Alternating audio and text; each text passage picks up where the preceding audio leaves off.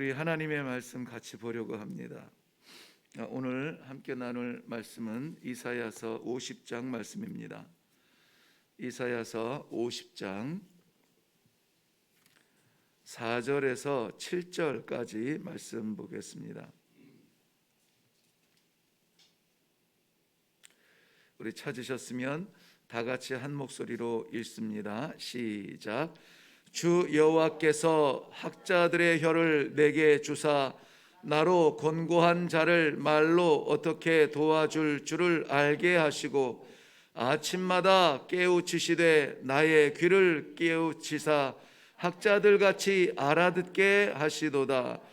주 여호와께서 나의 귀를 여셨으므로 내가 거역하지도 아니하며 뒤로 물러가지도 아니하며 나를 때리는 자들에게 내 등을 맡기며 나의 수염을 뽑는 자들에게 나의 뺨을 맡기며 모욕과 침뱉음을 당하여도 내 얼굴을 가리지 아니하였느니라. 주 여호와께서 나를 도우심으로 내가 부끄러워하지 아니하고 내 얼굴을 부싯돌같이 굳게 하였으므로 내가 수치를 당하지 아니할 줄 아노라. 아멘. 아멘. 자, 이 말씀 가운데 7절 그 중반부에 보면은 내 얼굴을 부싯돌같이 굳게 하였다 하는 말씀이 나옵니다. 무슨 말씀일까요? 내 얼굴을 부싯돌같이 굳게 하였다. 더 줄여서 말하면은 내 얼굴을 굳게 했다 이 말씀인데요. 두 가지 의미입니다. 얼굴이 굳었다는 것은 딱딱하게 긴장되었다, 고집스럽다, 뭐 이렇게도 볼 수 있습니다. 그런데 이 얼굴이 굳었다면은, 그것도 부싯돌처럼 굳었다면은 어떤 현상이 나타날까요? 변하지 않겠죠. 그래서 오늘 이 본문은 이 두 가지 해석 가운데 그 두 번째 해석, 변하지 않습니다, 그러한 의미를 담고 있는 거예요. 우리의 얼굴이 굳어지기를 바랍니다. 네, 이 어감이 좀 그래서 그렇지 굉장히 도전이 되고 은혜가 되는 말씀입니다. 오늘 이 시대는 너무 많이 변해요. 심지어는 몇 년 동안을 데이트하고 사랑해서 결혼을 하고도 첫날 밤에 씻고 나온 얼굴을 못 알아본다고 할 만큼 우리는 많은 것들로 이렇게 변화무쌍하게 바뀝니다. 그런데 우리 믿음의 본질은 변해서는 안 돼요.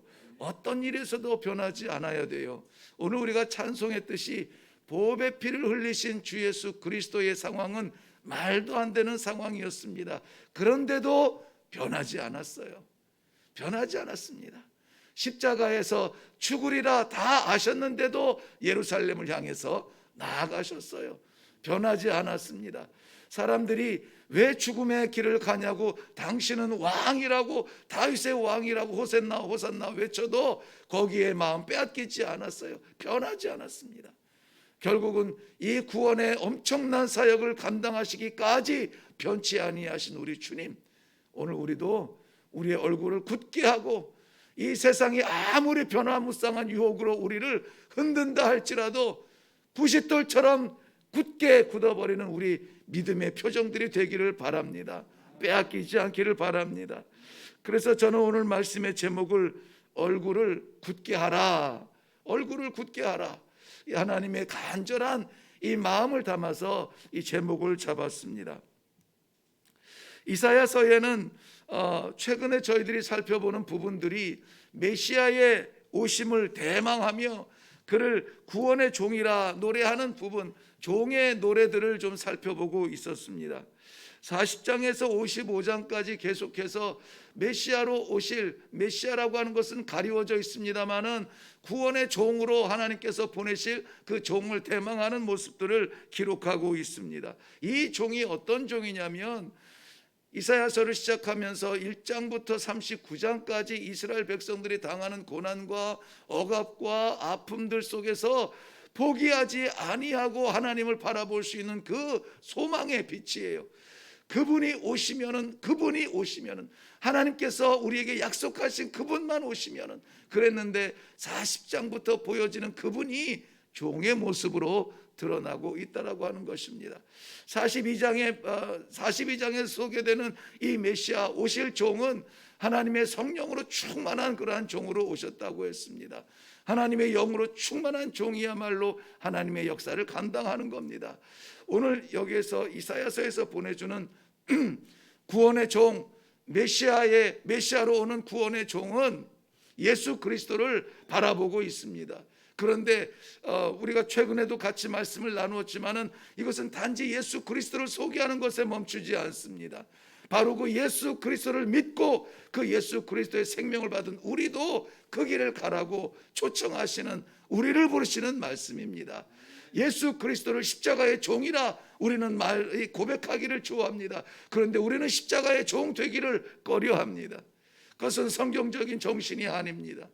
성경의 정신은 우리가 복을 받고 우리가 구원의 씨앗을 받았으면 이것이 자라나서 열매를 맺어야 되고, 이것이 담장을 넘어야 되고, 이것이 우리의 한계를 뛰어넘어야 된다라고 말씀해주고 있는 것입니다. 오실 메시아, 아직까지는 그림자처럼밖에 보이지 않아요. 그런데 그 오실 메시아가 성령으로 충만하여 하나님의 구원의 역사를 이루는 종이 없다면은, 우리가 아는 바로 그 종이라면은 우리도 채워져야 될 것이 무엇입니까?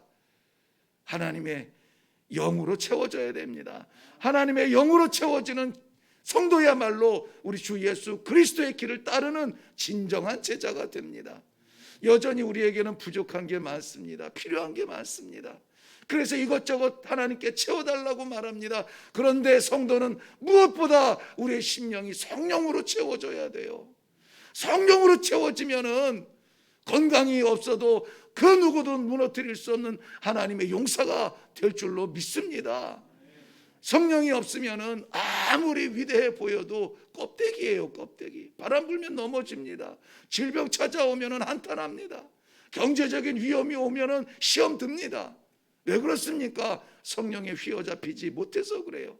그렇기 때문에 이사야는 구원의 종으로 오실 이 메시아는 다른 것으로 설명하지 않아요. 성령으로 충만한 사람이라 그랬습니다. 49장에서 소개하는 메시아는 구원의 통로로서 선지자적인 능력을 가지고 온다 그랬습니다. 선지자는 어떠한 사람입니까? 하나님의 말을 증거하는 사람입니다. 자기의 말이 아니라 하나님의 말, 하나님의 마음을 선포하는 사람들입니다. 자신의 삶을 살지 않습니다. 하나님께로 부름받은 종의 삶을 삽니다. 그러므로 성도는 어떠한 분이 하나님 앞에 귀하게 쓰임받는 성도냐? 자기의 삶을 살지 아니하고 아버지의 삶을 사는 사람들입니다. 이러한 사람들이 성도요, 초대교회의 놀라운 역사입니다. 선지자적 삶을 살라고 하는 것은 사도행전 2장 말씀에 성령의 임재함으로 말미암아 성령이 말하게 하심을 따라 말했다라고 하는 그 엄청난 역사, 우리의 성품이 변화되고 우리의 고집이 변화되고 우리의 생각이 다 포기되어지고 내가 하고 싶은 말 하지 아니하고 성령이 말하게 하심을 따라 말하는 그러한 사람이 누구냐? 바로 오늘 이 구원의 종으로 오실 메시아를 설명하는 선지자적 삶을 사는 사람들입니다. 선지자는 구약시대에 있었던 우리와 별개의 사람들이 아니에요. 오늘 이 시대에 우리가 살아가야 될 우리의 정체성이 무엇이냐? 선지자적 삶을 살아야 되는 겁니다. 선지자적 삶을 사는 것은 무엇입니까? 나의 삶이 아니라 아버지의 삶을 사는 거예요. 백성들에게 내가 하고 싶은 말을 하는 것이 아니라 아버지께서 하고 싶어하는 말을 대언하는 겁니다. 오늘도 그 길로 오시고 그 길로 가셨던 예수 그리스도를 따르는 제자 되기를 소망하는 성도 여러분, 이 선교자적 삶을 사시기를 바랍니다. 오늘 본문에서 보여주는 이 메시아, 하나님 여호와의 종으로 오시는 메시아의 모습은 순종의 종으로 오신 모습입니다. 6절 말씀 한번 보겠습니다. 6절 말씀 보면 나를 때리는 자들에게 내 등을 맡기며 나의 수염을 뽑는 자들에게 나의 뺨을 맡기며 모욕과 침뱉음을 당하여도 내 얼굴을 가리지 아니하였느니라. 이 모든 부분에서 우리는 뭘 느끼나요? 수치와 치욕을 느끼지 않습니까? 내 등을 때리는 자에게 내 등을 맡겼다는 것이에요. 이거는 죄수를 다루는 그러한 모습인데 나 아니라고 도망가지 않았다는 겁니다. 내 수염을 뽑는 자들에게 내 뺨을 오히려 맡겼다는 것입니다. 그 수치의 자리를 포기하지 않고 피하지 않았다는 거예요. 모욕과 침뱉음을 당하여도 내 얼굴을 가리지 않았다. 우리 예수 그리스도의 십자가에서, 바로 그 골고다의 길에서 우리 주님이 보여주셨던 드러난 말씀이에요. 골고다의 길은 고난과 고통의 길, 그 차원을 넘어섭니다. 그것은 모욕스러운 길이에요. 수치스러운 길입니다. 단지 십자가를 짊어지고 갔는데 얼마나 밤새 매를 맞고 얼마나 그 먹지도 못해서 힘들으실까? 우리의 시각적인 고통이 아니라 하나님이신 예수 그리스도가 다 빨가 벗겨지고 그 십자가를 지고 가는 그것은 고통 차원이 넘어서 수치스러운 거예요. 수치스러운 거. 우리는 성도로서 수치스러움을 감당하고 있습니까? 수치스러운 자리를 피합니까? 아니면 그 상황을 만들지 않으려고 합니까? 오늘 본문에서 주님이 보여주시는 것은 그러할지라도 얼굴을 가리지 아니하셨다는 거예요. 왜요? 왜 그렇게 하셨습니까? 우리를 구원하시기 위해서예요. 너무나 뻔한 정답이라, 너무나 쉬운 정답이라 대답을 못하겠습니까? 하나님이신 예수 그리스도가 골고다에서 당한 그 수치는 왜 그러셨냐고요? 우리를 구원하시기 위해서예요. 그 순종의 길을 가는 겁니다.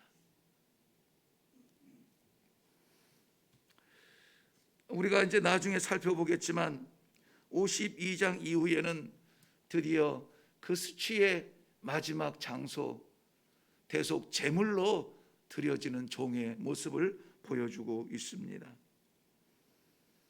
오늘 보여주신 순종의 길, 그 길을 우리도 같이 따라가기를 원합니다. 그런데 4절 한번 볼래요? 4절, 5절, 7절 동일하게 볼 텐데요. 앞부분만 볼 겁니다. 4절, 주 여호와께서, 5절에도 주 여호와께서, 7절에도 주 여호와께서라고 말씀을 하고 있습니다.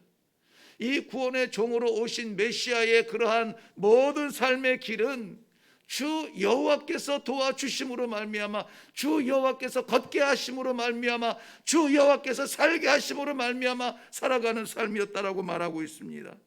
먼저는 미지의 여호와의 종이 드러나도록 주 여호와께서 일하십니다. 그 다음은 뭡니까? 그 다음은 바로 그 종의 길을 따르는 이 시대의 교회와 성도들에게 주 여호와께서 말씀하시고, 주 여호와께서 깨우쳐 주시고, 주 여호와께서 그 길을 따를 수 있도록 도와주신다라고 하는 말씀입니다.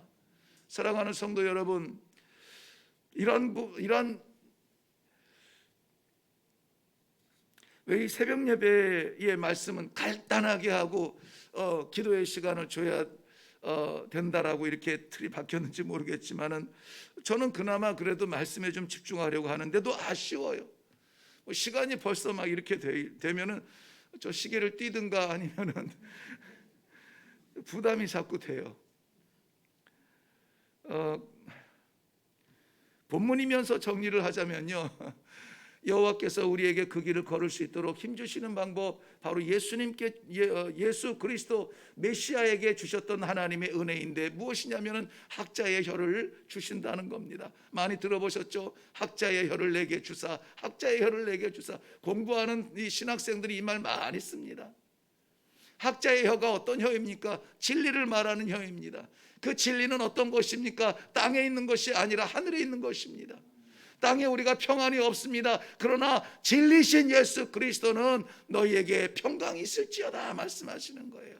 나를 따라라, 나를 따라오라, 내게 오라, 내가 너희를 쉬게 하리라 말씀하시는 거예요. 내가 곧 길이요 진리요 생명이니 나로 말미암지 않고는 아버지께로 올 자 없다, 나에게 와라 말씀하시는 거예요. 보라, 내가 세상 끝날까지 너와 함께 하시겠다. 이 얼마나 감격스럽고 얼마나 은혜스러운 그런 말씀입니까? 세상에 그 누구도 할 수 없는 이 말을 우리 주님께서는 하실 수 있습니다. 우리 하나님께서, 여호와께서 바로 이 메시아 여호와의 종에게 학자의 혀를 주셨으므로 이 진리를 선포하도록, 이 진실을 말할 수 있도록 기회를 주신 겁니다. 오늘 우리에게도 그러한 혀가 있기를 바랍니다. 잠언 18장 21절 말씀에는 죽고 사는 것이 혀의 권세에 달려있다고 했는데, 여호와 우리 주 예수 그리스도의 그 혀에는 생명이 있습니다. 그저 주님 말씀하시는 대로 따라가면 삽니다. 주님께서 말씀하시는 대로 순종하면 승리하게 될 줄로 믿습니다. 마지막 날에 수치를 당하지 않습니다. 오늘 7절 제일 끝에 보면 이렇게 마칩니다. 내가 수치를 당하지 아니할 줄 아노라. 언제? 하나님 앞에서예요. 땅에서 당하는 수치를 말하는 거 아니에요. 땅에서는 복음 때문에 우리가 기꺼이 수치 당할 수 있습니다. 오히려 복음 때문에 수치당하지 아니하는 삶을 산다면 우리가 제대로 살아가고 있는가? 정말 살아있는 제자인가? 어떤 분이 책에 제목으로 썼듯이 제자입니까? 우리 스스로가 한번 물어봐야 돼요. 갈등의 복음으로 인한 갈등이 없는가? 이 길을 따르는데 위험이 없는가? 그러나 우리의 최종 목적지인 하나님 앞에서 우리는 수치당하지 않을 줄로 믿습니다. 우리는 오히려 그 앞에서 영광 받을 줄로 믿습니다. 그의 길을 걸을 때에, 종의 길을 따라갈 때에. 말씀을 맺겠습니다.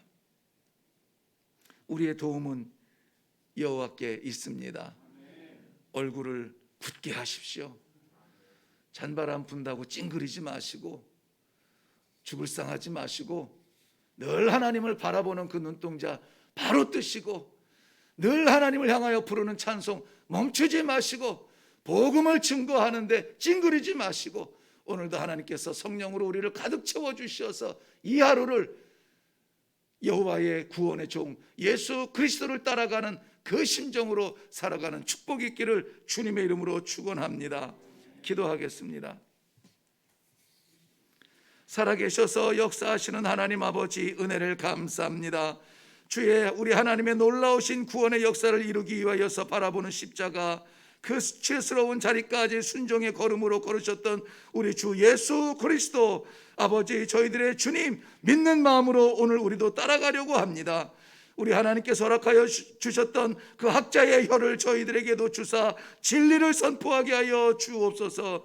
그 학자의 귀를 저희들에게도 주어서 세상 질서의 이야기가 아니라, 루머가 아니라, 고함 소리가 아니라 아버지의 음성을 듣는 귀한 이 아침에 귀가 되게 하여 주시옵소서.